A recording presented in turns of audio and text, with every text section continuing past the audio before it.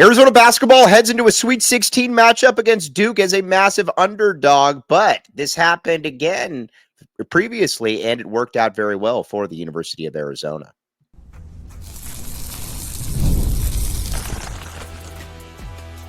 You are Locked On Wildcats, your daily podcast on the Arizona Wildcats. Part of the Locked On Podcast Network, your team every day. Thanks for keeping it Locked On Wildcats and making this your first listen of the day. I am your host, Mike Luke, Locked On your team every day. All right, now we got Arizona Duke in the Sweet 16, and we're going to break down all the matchups. We're going to break down what you do with Cooper Flagg. I mean, that's certainly not ideal. We're going to talk about guarding the three. We're going to talk about a lot, but a little bit of a trip down memory lane for people that say Arizona's got no chance. That was the same theory, I think, when Arizona played Duke in the Sweet 16, the Derek Williams year, and Arizona ended up winning that game going away. Now, I'm not saying that's going to happen here, but when you get to the Sweet 16, when it is a one-game proposition, all the teams are good. This isn't a situation where a team just kind of sneaks in there and you're not good. If you have to go through good teams, you're probably a pretty good team. So that's where it's at. All right, but Arizona, Duke, listen. If you were to ask me, I think Duke is the best team in the country. I picked Houston to win it all, mainly because I wasn't totally sure about, where Cooper Flagg stood with his injury and all of that. But it does appear that Cooper Flagg is just fine. But overall, though, Duke is a monster across the board. This is the biggest. This is the best team in college basketball. And why don't we just start out? Why don't we break right into it and go position by position right here? And the first one that you're going to see is Tyrese Proctor and Jaden Bradley. Now, these are totally different players. Obviously, Proctor, Sion James are kind of splitting the ball handling duty, but Proctor's a really, really good player. I've always thought that coming out of high school, I thought he was a little bit overrated because he didn't appear, generally when you're ranked like that, you're expected to be an NBA type guy. I don't know that he is. I mean, he might be, but he's certainly not a starter type, but he's a really, really good three-point shooter. He's definitely not 7 of 8 good as his shooting indicated in the last game, but if you leave him open, he's going to make the shot. And one thing that Arizona has really struggled with this year is leaving guys open that can make the shot. You can't do that against Duke. You do that against Duke, you're going to get burned. And not only are you going to get burned, you're going to get dealt with very, very quickly. That can't happen. Jaden Bradley's got to play well in this. Jaden Bradley's been one of Arizona's best players all season, and when Arizona's lost, it's generally because the other point guard has played really, really well. Listen, you've got a guy in the previous game like Jackson Shellstad. Shellstad's a good basketball player, a very good basketball player, and he was able to kind of get where he wanted against the U of A. Jaden Bradley was solid, but he just kind of didn't have necessarily that next level gear. When Arizona has lost to Houston, Milos Uzan went off. So Jaden's got to play this one close. Now, again, I realize that all these guys might not be matching up on each other, but we're just kind of going 1 through 5. This is like I said, this is a spot though where Arizona has to play well. Point guard position by Jaden Bradley. If he's got the open three, he's got to take it. He's also got to be a pest. One thing that he does very, very well defensively is he does a very good job of defending he does a very good job of on-ball defense. He's got to do that again. They got to make their lives difficult. But again, that's going to be a tough matchup. Obviously, with Proctor's taller. Jaden's probably a little bit more physically dynamic, but Arizona's got to hold that one. Then at that next one, this is a matchup that Arizona has to win, and Arizona has to win in a big way, and that is Caleb Love. Caleb Love's been one of my favorite players to come through here. I get that he's mercurial. I get that, when you watch him, you don't know necessarily what you're going to get from game to game, but he's been great for Arizona. He's been a great kid on and off the court. I think some of the things that you heard about, at least at North Carolina, certainly weren't the case here. Certainly haven't been the case here at the University of Arizona. He's been a really, really good basketball player, and he's been a good dude. I think he's playing the best ball of his Arizona career right now. He's playing everything under control, and that's what you wanted. You wanted Caleb Love to be the player that watching him, you're like, okay, he's letting the game come to him. I mean, heck, you could even say that he went a step further against Oregon,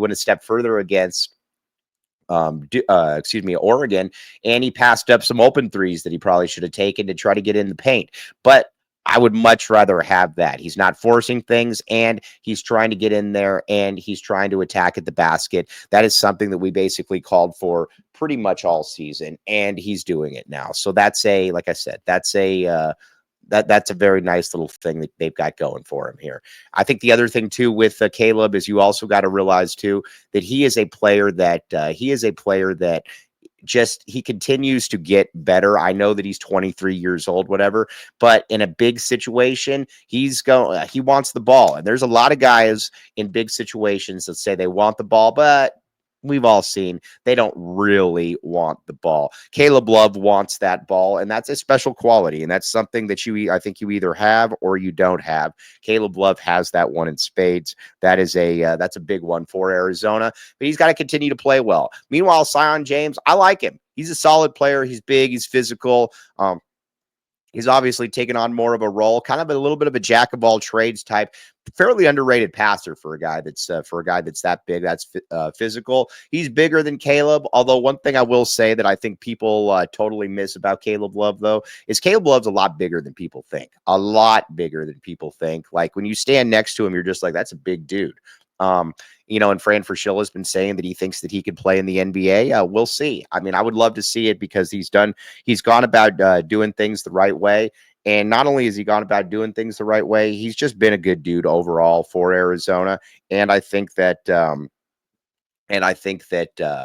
you're kind of in the case now where Arizona is in a good spot. Arizona is in a good spot, and with Caleb Love, and I think that's just what you're continuing to hope that you can be. That Caleb Love can continue to play this kind of basketball because if Arizona continues to play really good basketball. And Caleb Love does, you're going to have a chance. But Caleb's got to go off in this game. Caleb's got to be. Listen, I don't expect him to be the best player on the court as opposed to a Cooper Flagg. But he's got to be the second best player, and I think he will be the second best player. I'm very, like I said, I'm very bullish on Caleb's game here, and that's going to be a thing that's going to be interesting to us. Just see how this does all play out. But big performance here on tap for Caleb Love. Now, the next one that we got to talk about, and this is going to be a lineup where I think you're going to have to deal with this one very, very early, and that is Anthony Del Orso and Con Knipple. I don't see ADO being a good matchup in this game. I could be wrong, but Knipple's a monster offensively. Knipple's a beast. Knipple's an absolute monster, and watching him, you can also see that he is he's a guy that's just going to be a tough matchup for ADO. He can shoot threes. He can shoot threes. He can be, he can get to the rack a little bit. ADO is going to have to make his offense go in this game. If ADO makes his offense play, then you're like, all right, Arizona's going to have a chance in this one. But this feels very much like a KJ Lewis matchup. I think KJ is going to have to be in there early, and KJ is going to have to be in there often because, again, he's given up probably 2 to 3 inches to Knipple, but he's physical. He's athletic. He's a much better matchup, I guess, against Knipple than ADO is. And honestly, KJ's just got to continue to play good basketball. KJ has played really, really good basketball these past couple weeks, and like I said, playing within himself, he's done a masterful job. He's got to continue that, though. I would imagine that KJ is going to be in, and like I said, KJ is going to be in early, and that's honestly that's the way that it should be. KJ is, like I said, KJ is a very good basketball player, especially when he kind of, lets the game come to him. But his defense is going to have to be big in this game. You're going to see him on a lot of different people. It wouldn't surprise me at all if you saw him on Cooper Flagg, to be honest with you. If you saw him on Cooper Flagg, I think you could also say that he's going to, just try to be physical and get up in there. But the ADO Concanibal starting matchup, that is likely going to turn into an ADO matchup, and that's likely to turn into an ADO matchup. Excuse me, a KJ Lewis matchup very, very quickly. Now, how is Arizona going to guard the best player in the country? Because there generally aren't a lot of really, really good possibilities for that. But first, Supply House, my friends, Supply House. Okay, here's the deal. Get the supplies you need from the site made for the skilled trades. Yes, Supply House. Whether you're in plumbing, HVAC, or electrical work, Supply House is the reliable way to order products online. Their easy-to-use website is packed with helpful resources and the latest product info to help you get the job done right. Plus, with a complete inventory of over 200,000 parts from over 400 plus top brands, you'll find it easy. You'll find exactly what you need delivered fast from coast to coast. Need help with the order? Supply House also has an expert support and industry leading, so you'll always talk with a real person. You're not going to get stuck with some like machine or something like that. Again, check it out. Join the Trademaster program today at supplyhouse.com/TM and start ordering plumbing, HVAC, and electrical. Use code. Again, use promo code SHS for 5% off your first order. That's supplyhouse.com.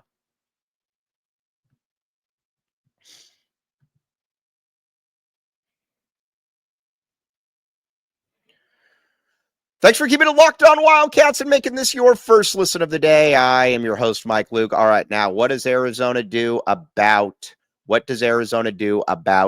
Cooper Flagg? This is not going to be an easy one for Arizona. This is going to be obviously a difficult one. This is going to be a situation where it's going to probably be a committee approach. I don't know. I don't look at this lineup and I don't look at Arizona and say that there is a natural player to match up with him because there isn't. I don't know how else to put it. There just isn't. I mean, he's a unicorn. Cooper Flagg, he's 6'9", can handle the ball. He can shoot threes. His weak side shot blocking is one of the more underrated things. I mean, this is the guy that gave Team USA the business. So I would imagine early on, you're probably going to see Trey Townsend on him. Now, that's not going to work.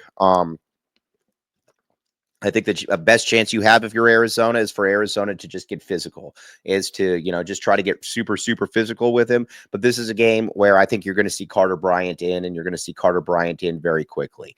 Now, again, Carter Bryant's awesome. He's not on the same plateau, obviously, as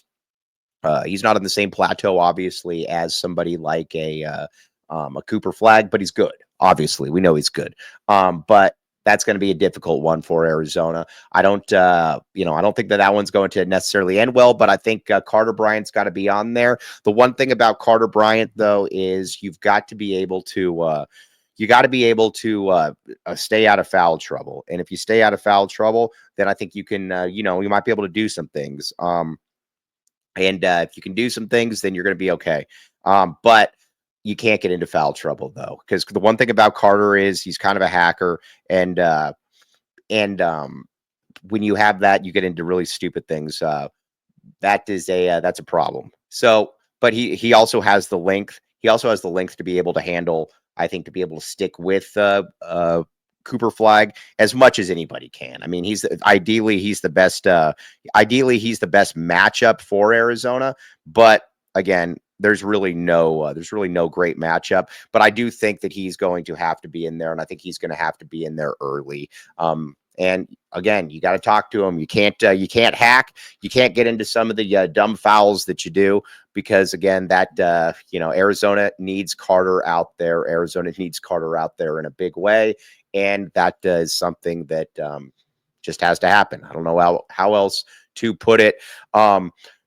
And again, the thing too that Carter can do is that we all know is that Carter can also stretch the court. And when Carter stretches the court, it's a nice thing to have. He can also block shots. So we'll see. Again, not an ideal matchup for Arizona, but at the same time, it's a good one. So now the next one too that's going to be very, very interesting is the one that's going to be very, very interesting is, where is Arizona then at that with Maluak? I like him a lot. I remember when he came to McHale, I was thinking to myself, I'm like, man, dude, that looks like a top 10 pick. I don't know that if he's projected that high, but I'll tell you one thing. He's very, very intriguing. Not only is he intriguing, he's also someone who you watch him and you're like, whoa. The way he blocks shots, he's every bit of 7'2". He's huge. And he was a matchup nightmare for Arizona in that first game. And he's another one that it doesn't even really go by the shots. You just kind of go by what you see, how he looks. And that is again, that's a problem. He's a monster. And I don't know, Arizona doesn't have anybody like him on that team.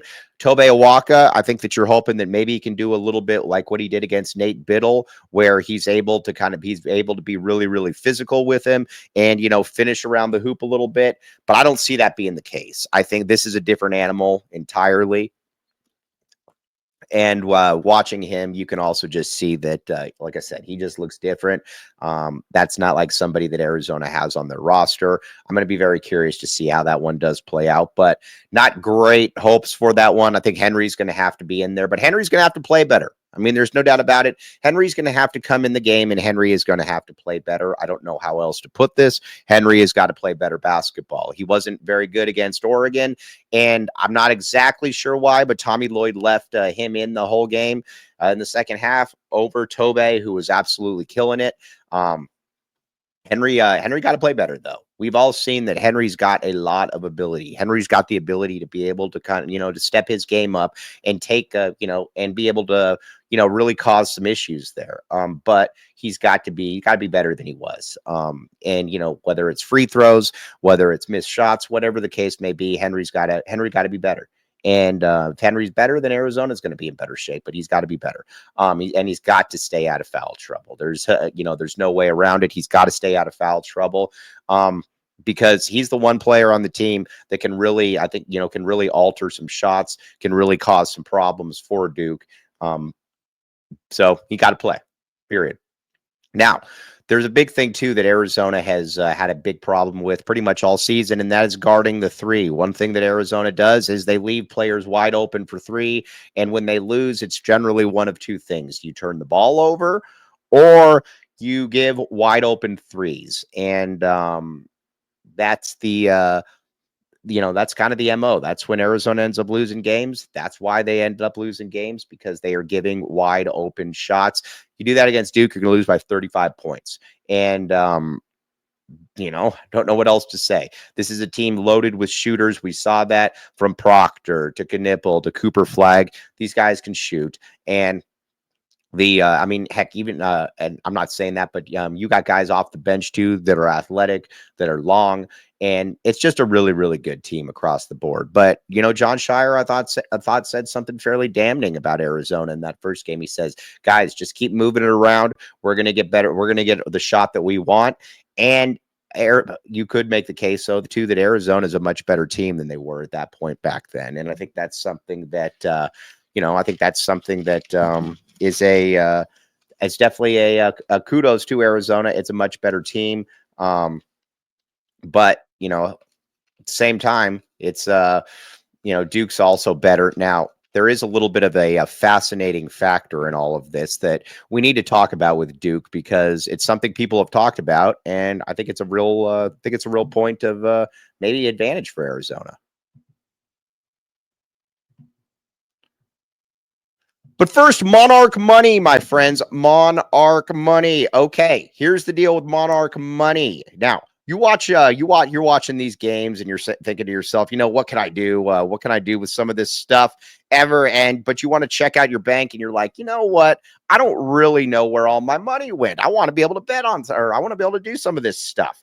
And again, Monarch Money says between dining out, online shopping, and entertainment, it's easy to lose track. That's where Monarch Money comes in. Your personal CFO. That's the great thing about it. Monarch Money isn't just a budgeting app. It's a complete financial command center. You could track all your accounts, investments, and spending in one place. So your just stop managing your money and start building your wealth. Let them take care of it for you. They have surprising insights, all in one convenience as well. You don't have to go to use 35 different things, and easy collaboration.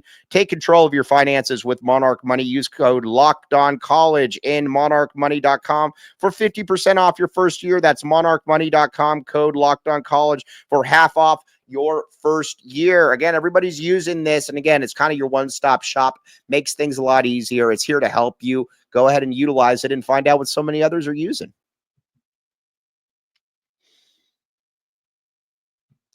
Thanks for keeping it locked on Wildcats and making this your first listen of the day. I am your host, Mike Luke.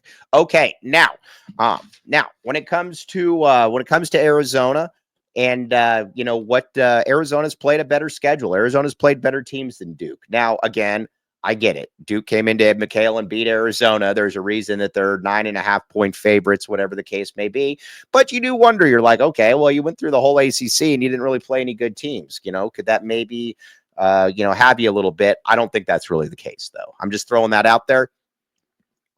I don't think that's really the case. I think that I think Duke is a lot like UConn from last year, where they're just clearly better than everybody else. They're clearly more talented, and it's going to take a real effort for them to lose these games because again, they're just really, really good across the board. So that's the first thing. But you could say, well, you know what? This is what that Big 12 environment has, gotten you ready for. And I think there's a lot to that. With Oregon, that Oregon game, Arizona, I think previous years probably loses that game because you're not used to getting punched in the face like that. And when you're not used to getting punched in the face like that, it's a different situation when you have to claw your way back, and Arizona's done that all season. Now Duke's a better team across the board, pretty much. I mean, I'm not going to sit here and I think for Arizona, I think one player would start, and that would be Caleb. But that's obviously a really good player to have but this is also a tough team. This is a team that is also, they've taken on that really, that gritty boys mentality. And there's a lot to like about it. But when it comes down to a prediction, and this is going to be a difficult one for Arizona, this is going to be a really difficult one because, Duke is, like I said, Duke is top to bottom, the most talented team in the country. But those are some of the keys to victory, though. If you're Arizona, you can't get into early foul trouble. Whoever's guarding Carter and KJ can't get into early foul trouble because there's very few guys on this team that are equipped to be able to handle some of the players that Duke has. Now, again, that's all relative. There's very few players, period, that are able to handle some of the guys that Duke has. But that's something, though, that you got to go with from an Arizona perspective. Now, I think the other thing that you look at and you're like, okay, what's that next deal then for Arizona is you got to defend the three. When Arizona loses games, it's because it just decides not to defend the three. You've got to defend the three. If you don't defend the three, I don't know what else to tell you because going into this game, what kind of a three-point shooting team Duke is. Not breaking any news for you, not doing any of that. I'm just telling you that Duke is really, really good at shooting threes, as everybody knows. And Cooper Flagg, I'm going to be interested to see, is this a game where Arizona tries to put, is this a game where Arizona says, let Flagg get his and nobody else beats you? I don't know. Because, if that theory is, well, Cooper Flagg's not going to go for 55 points or whatever, okay. But the problem is that they've got a lot of other guys that can beat you as well. So if you say, we're going to stay home on Cooper Flagg, then, we're going to stay home on everybody else and let Cooper Flagg beat him. Well, then you better stay home on everybody else because everybody else could beat you. I also worry a lot about Maluhawk in that game because, again, that guy defensively is a game changer. I would try to get that guy in foul trouble very, very quickly because, again, he's a problem for anybody out there, the way he moves, the way he runs. He is, and like I said, I think he's an underrated NBA prospect. I think he's one of the top 10 prospects in the class. So we'll see. But again, Arizona, like I said, it's a tough team. It's played good ball this year. Tommy Lloyd's group is tough. I don't think there's any doubt about that. And they continue to show that. So there is that. We'll see exactly where Arizona is, though, with all of this, because Arizona is now in the stage where, it's win or go home. This is going to be Caleb Love's game. Caleb Love has an opportunity to etch his name into McHale lore. So, but into Arizona lore with a big victory here. Can he get it done? Can he really get to that point where Arizona? And you know what? Like I say, might call it a homer pick. I'm going to say he does. I'm going to go against all conventional wisdom here, and I'm going to say that he gets it done, and that Caleb Love continues his journey here and makes it even bigger. So we will see. But as always, thanks for keeping Locked On Wildcats your first listen of the day. Locked On your team every day. I'm your host, Mike Luke. We'll be back with you tomorrow on the post game.